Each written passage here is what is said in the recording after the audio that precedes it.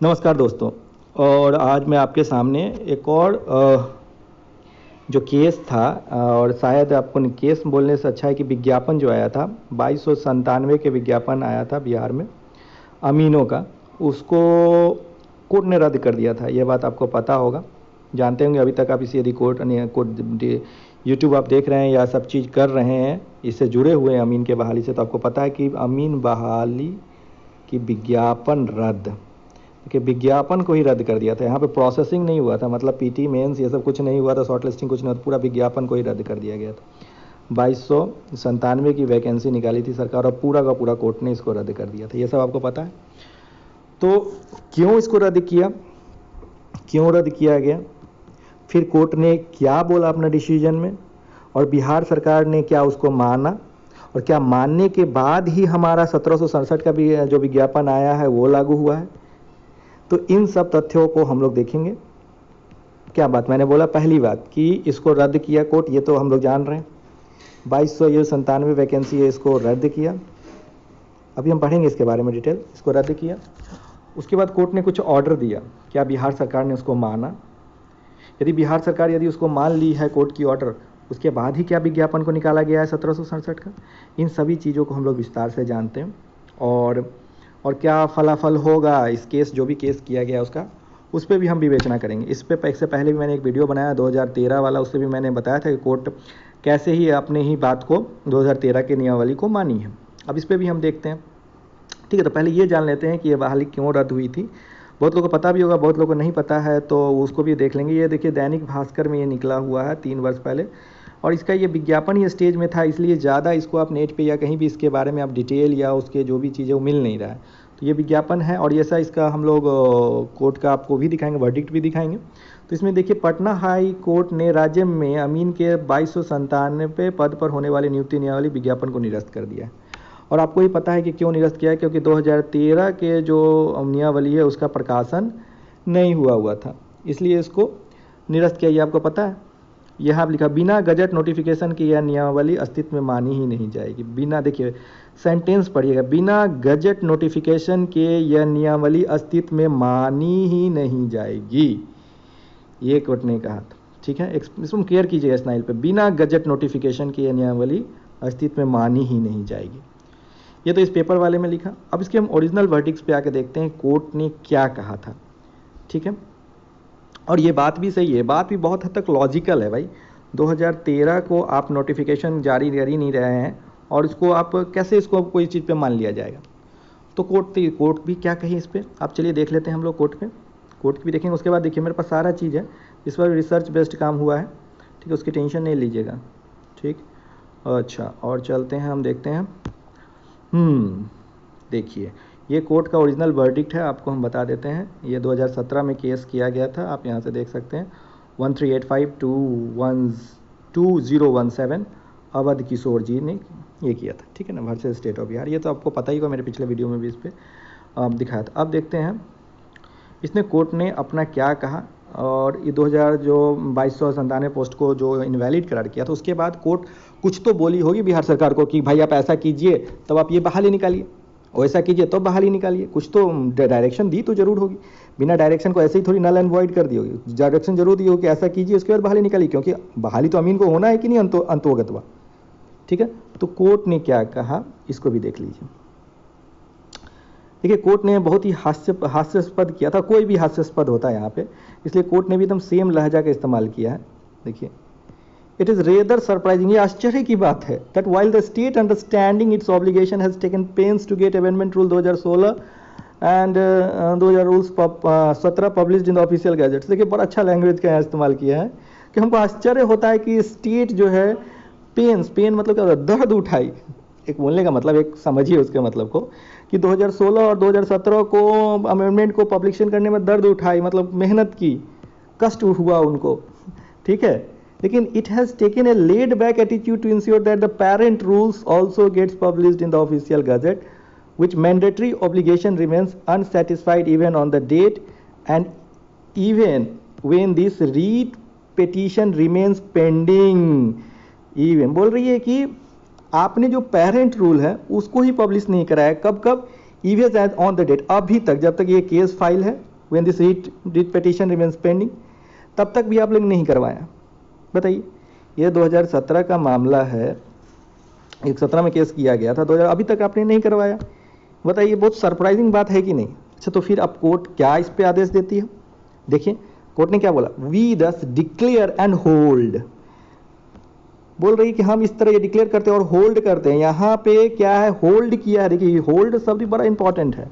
Bihar amendment कैडुअल 2013, इसको, इस Bihar amendment को डिसमिस नहीं कर दिया, पूरा अमेंडमेंट रूल को खत्म नहीं की है कोर्ट, होल्ड की है। ये होल्ड की है, होल्ड, होल्ड शब्द बहुत इंपॉर्टेंट है, होल्ड की है। Hold the Bihar amendment 2013 are unimplementable, इसको इंप्लीमेंट नहीं कर सकते, and would have no force of law until its publication in the official gazette. जब तक इसका पब्लिकेशन नहीं होगा तब तक ये फोर्स ऑफ लॉ नहीं होगा। पब्लिकेशन जब तक नहीं होगा ये फोर्स ऑफ लॉ नहीं होगा। ये भी आप देख रहे हैं, ठीक है। दो चीज मैंने बोला, कोर्ट ने एकदम इसको होल्ड किया है और बोला जब तक वो बिहार में कैडर रूल 2013 अनइम्प्लीमेंटेबल होगा, लागू नहीं होगा, जब तक इसका पब्लिकेशन नहीं होगा। साथ ही साथ क्या बोले सरकार, ये कोर्ट ने कि we would further restrain the state in its concern department to act in furtherance of this rule until its publication in the official gazette. Until its publication in the, मतलब कि स्टेट गवर्नमेंट्स के departments को भी हम ये देते हैं इसको लागू नहीं करने के लिए जब तक इसका पब्लिकेशन नहीं होता है। अब बहुत लोग को इंग्लिश हो सकता है नहीं समझ में आए, तो इसको मैंने हिंदी ट्रांसलेशन गूगल ट्रांसलेट करके भी देखा है, ठीक है, कि क्या सही में जो है वो क्या है। देखिए क्या लिखा हुआ है, बिहार संशोधन वर्ग संवर्ग नियमावली 2013 लागू करने योग्य नहीं है और उन्हें लागू नहीं किया जाएगा आधिकारिक राजपत्र में इसके प्रकाशन तक। इसके प्रकाशन तक लागू नहीं किया जाएगा, तक शब्द है अंटिल का। आप इसको ट्रांसलेट भी हिंदी में कर सकते हैं, मैंने ट्रांसलेट भी हिंदी में करके देख लिया इसको, ठीक है। इसका कोर्ट का लैंग्वेज थोड़ा सा होता है घुमावदार, तो उसको आप ट्रांसलेट करके देख सकते हैं, ठीक है। तो ये लागू नहीं होगा। अब ये तो कोर्ट ने बोल दिया। किसको ऑर्डर किया, किसको ऑर्डर किया भाई, किसको ऑर्डर करेगा? ऑर्डर कौन होता है? जिसमें रिस्पॉन्ड, जो इनको जो पेटिशनर होते हैं, जो रेस्पोंडेंट होते हैं, किसके वर्सेस ये केस किया गया था? State of Bihar, state of Bihar के किया गया था। तो बिहार सरकार ने अब इस पर कुछ तो एक्शन लिया होगा। तो बिहार सरकार ने कोर्ट के बताए गाइडलाइन के हिसाब से, कोर्ट के बताए गाइडलाइन के हिसाब से, ये देखिए ये कब का ये वर्डिक्ट है,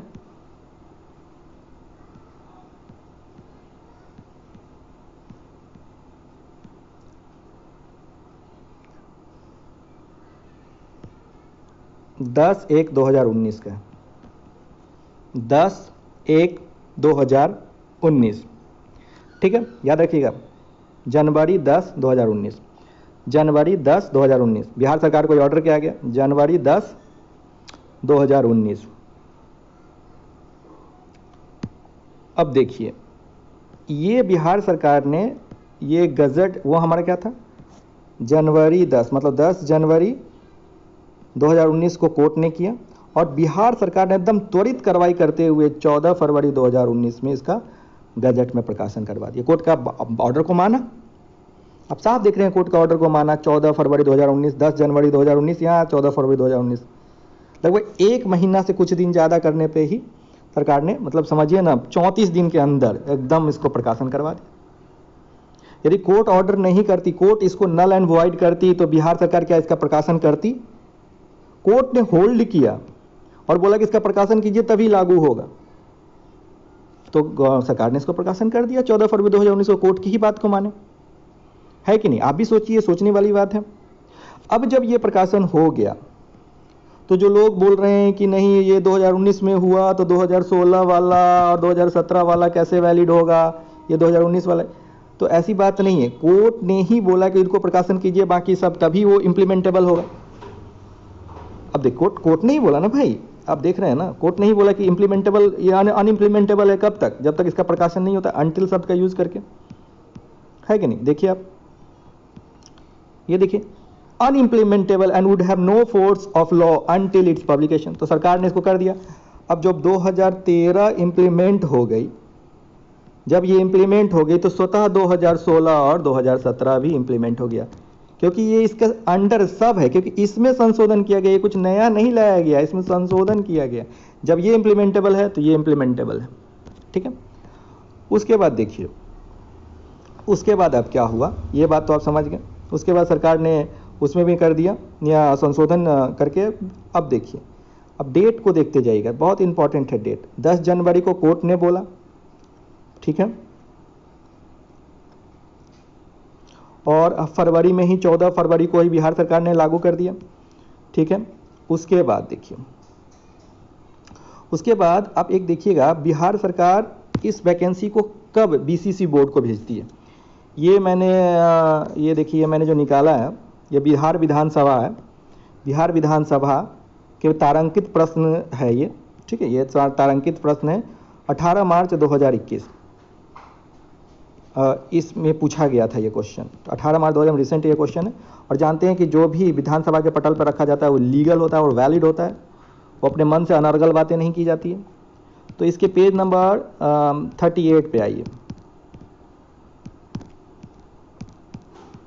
38 पे आइए। देखिए यहाँ पे मंत्री जी से क्वेश्चन किया गया था, क्वेश्चन किया गया था भाई वीरेंद्र के द्वारा, सॉरी एक मिनट,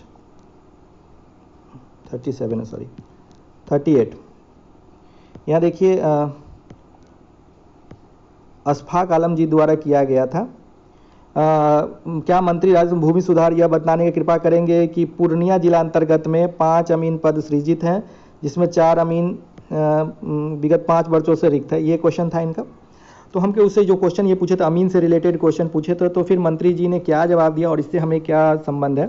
देखिए, राज्य के सभी जिलों अमीन के कुल स्वीकृत पद 1881 है, जिससे 1767 रिक्त पदों पर नियमित नियुक्ति हेतु विज्ञापन विभागीय पत्रांक इतना दिनांक इतना अधियाचना संयुक्त बिहार संयुक्त प्रवेश प्रतियोगिता परीक्षा पार्षद बीसीसी को भेजी गई है। बिहार संयुक्त प्रतियोगिता परीक्षा पार्षद द्वारा कुल 1767 अमीन नियमित नियुक्ति हेतु विज्ञापन प्रकाशन के उपरांत प्राप्त आवेदनों को शॉर्ट लिस्टिंग करवाई जा चुकी है और मुख्य परीक्षा कराने की कार्रवाई प्रकाराधीन है, जो अभी हो चुकी हुई है। लेकिन एक चीज़ यहाँ पे आप गौर करने वाली बात क्या है, देखिए राज्य के सभी जिलों के, देखिए इस गौर करने वाली बात क्या है, राज्य के सभी जिलों में अमीन के कुल स्वीकृत पद इतने हैं, जिसमें इतने रिक्त पदों की नियमित नियुक्ति हेतु विभागीय पत्रांक इतना दिनांक 14/2019 द्वारा अधियाचना बिहार संयुक्त प्रवेश परीक्षा को भेजी गई है। देखिए 14 नवंबर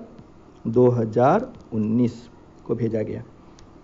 अब देखिए आप डेट पे ध्यान कीजिएगा, 10 जनवरी 2019, ठीक है, ये कोर्ट का ऑर्डर आया। 14 फरवरी 2019 बिहार सरकार ने इसको, जो 2013 वाले जो गजट है जिसको कोर्ट ने बोला, उसको पब्लिश कर दिया। 14 नवंबर 2019 को बीसीसी को बोर्ड को सरकार ने कैबिनेट डिसीजन लेकर इसको भेज दिया किसके पास, बीसीसी बोर्ड के पास, कि भाई इसका विज्ञापन निकालिए। 14 नवंबर को विज्ञापन भेजी किसको, बीसीसी बोर्ड को, 14 नवंबर को। अब बीसीसी ने कब इसका जो फॉर्म है वो जारी किया, देखिए 14 नवंबर को भेजा गया 2019, और बीसीसी ने रजिस्ट्रेशन ऑनलाइन आवेदन भरने पर आरंभिक तिथि 23/12/2019। तो जो भेजा जाता है कोई भी नियुक्ति के लिए, कोई भी सीट्स किसी भी बोर्ड को या एजेंसी को, तो उस पर वो अध्ययन करती है, ठीक है ना, इसकी नियमावली क्या है, इसका नियमावली क्या संशोधित है कि नहीं, क्या इसका नियमावली लागू होगा कि नहीं, इस पर कोर्ट केस है कि नहीं, सारे चीज़ देखने के बाद तभी वो 14 नवंबर से 23 नवंबर इतना दिन, 1.5 महीना से ज़्यादा समय ये ली इसको करने में।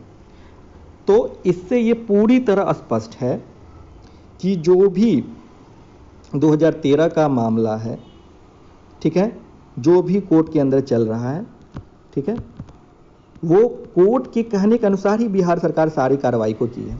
चाहे आपके जो नियमावली में है उसका प्रकाशन करना, मतलब जो गजट में प्रकाशन करना, उसके बाद कैबिनेट डिसीजन होना, उसके बाद विधानसभा के पटल पे इस बात को बार बार रखना, मैं इससे पहले भी मैं दिखा चुका हूँ। तो इन सारी चीज़ों को, और बीसीसी बोर्ड को भेजने के बाद, बीसीसी इतना टाइम लेना भेजने के बाद भी, 1 महीना से 1.5 महीना सारी प्रक्रिया को बनाना, सोचना, विचार करना, उसके बाद इसका प्रकाशन करना, पीटी ले लेना, मेंस शॉर्ट लिस्टिंग कर लेना, मेंस का एग्ज़ाम ले लेना। उसके बाद आपको जब पता है कि मेंस के एग्ज़ाम के बाद ही हम लोग को पता चल गया था इस पे केस है, फिर भी इसका भी रिवाइज आंसर किया है, समझ में? क्योंकि ऑन गोइंग प्रोसेस पे कोई रोक नहीं है, केस चलता रहेगा। सभी लोग आप देखिएगा, मुकुल कुमार जी भी आप देखिएगा केस में, तो मुकुल कुमार जी भी इसमें ये फाइल कर चुके हुए हैं, मतलब उनका जो भी क्वेश्चंस पूछा गया था, जो भी काउंटर एफिडेविट जो भी देना था, वो भी सब चीज़ हो चुका है, तो वहाँ प्रोसेस चल रहा है। तो मुझे पूरा उम्मीद है कि 1767 बहाली वाले जो भी चीज़ें हैं, इस पर कोर्ट के द्वारा मुझे पूरा विश्वास है कि माननीय जज साहब पूरा न्याय करेंगे 1767 के बाद, क्योंकि ये बार बार कोर्ट के कहने के अनुसार ही 2297 के बाद 1767 वैकेंसी कोर्ट के कहने के अनुसार ही आया है। ये भी आप देख चुके हैं, ये मैं बता चुका हूँ। पहली बात मैं सारा चीज़ क्लियर कर दिया हूँ, उस पर होल्ड लगा था, उस पूरे दोनों को कोई भी रद्द नहीं किया गया। दूसरी बात कि जब उसके प्रकाशन तक इस पर रोक लगा था, प्रकाशन हो चुका हुआ है। प्रकाशन जैसे हुआ ऑटोमेटिक 2016 और 2017 में जो भी चेंजेस हुए वो लागू होता है, क्योंकि पेरेंट्स कैडर जो था वो था 2013 वाला, उसमें संशोधन किया, कुछ नया नहीं लाया गया, ठीक है ना, और कोर्ट के ऑर्डर पे ही हुआ, ठीक है। यदि कोर्ट को कैंसिल ही करना रहता है कि पूरा का पूरा नियमावली ही गलत है, तो पूरा कैंसिल करती, हो छपाने के लिए क्यों बोलती है कि नहीं। इसलिए मेरे मत के अनुसार, मेरे अनुसार मैंने जितना इस पर एनालिसिस किया है, ठीक है, सारा हम लोग का जो डिसीजन होगा वो हम ही लोग के पक्ष में जाएगा, ऐसा मुझे लगता है, जहाँ तक मैंने एनालिसिस किया है, ठीक है। और घबराने की बात नहीं है दोस्तों, आप लोग जो भी पढ़ाई कर रहे हैं, जैसा ही पढ़ाई कर रहे हैं, दरोगा का एग्ज़ाम है या बीपीएससी का एग्ज़ाम है या एनटीपीसी का एग्ज़ाम है, किनका डीएफसीसीआईएल जिनका निकल गया, बहुत सारा चीज़ आ रही है एग्ज़ाम सब, उसमें भी लगे रहना है। और अमीन तो जिसका अच्छा नंबर है उनका तो होगा ही, जिनका ठीक ठाक नंबर है, लगभग आप समझ रहे हैं ठीक ठाक नंबर होने का कितना मतलब, अभी तक तो आप एनालिसिस कर ही लिए होंगे। तो इसी के साथ मैं इस वीडियो को समाप्त करता हूँ दोस्तों, बहुत बहुत धन्यवाद।